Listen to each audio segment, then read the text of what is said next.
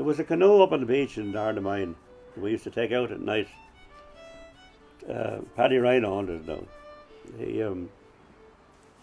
He wasn't aware that we were doing this, but he wouldn't have, knowing Paddy afterwards, he wouldn't have objected anyway.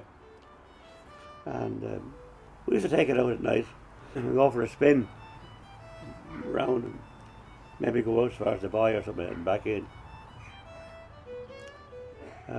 So the 15th of August, that particular year, 1960, was a beautiful day.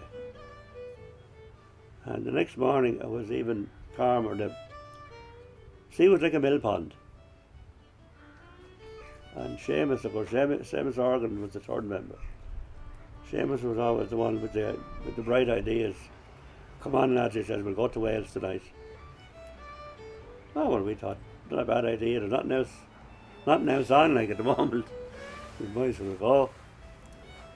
We got a few bottles of water and a bit of cheese and Lucas ate it, I remember.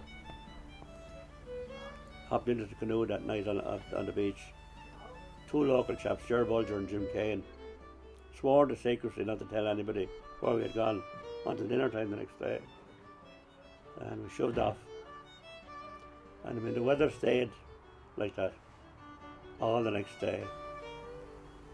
And then the next night, which would have been 24 hours after we left here, we eventually made it in, but we had terrible trouble the last few miles in because Strumblehead is where we landed. The tide comes down Carrington Bay and it shoots out then at Strumblehead, out going into the Irish Sea. And we were trying to get in against that. And I'd say there's probably about 5 or 6 knots of a current there, especially on a spring tide, the ebb tide going out. So we three of us had to paddle non-stop for 6 hours. We were after paddling over from Ireland as well, before that. And then when we got in, we had to climb up these bloody cliffs. And the next morning we had a look at the cliffs and the rocks. Couldn't figure out really how we got up. You wouldn't attack the daylight, put it that way. But in the dark it didn't look as bad. So we got up anyway. What happened to your man's canoe? Oh, we brought the hen the next day into Fishguard. Yeah.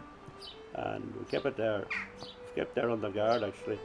We were all under 21. And after 3 or 4 days, we got the mailboat back to Rosslare. And our parents were there, Billy Donegan, Bill Organ, and my father, James Sinnott, standing on the quay when we arrived. So we got the lads on the mailboat to sling the canoes, not ashore, but into the water. Yeah. And then we paddled home then from Rosslare to Portadown.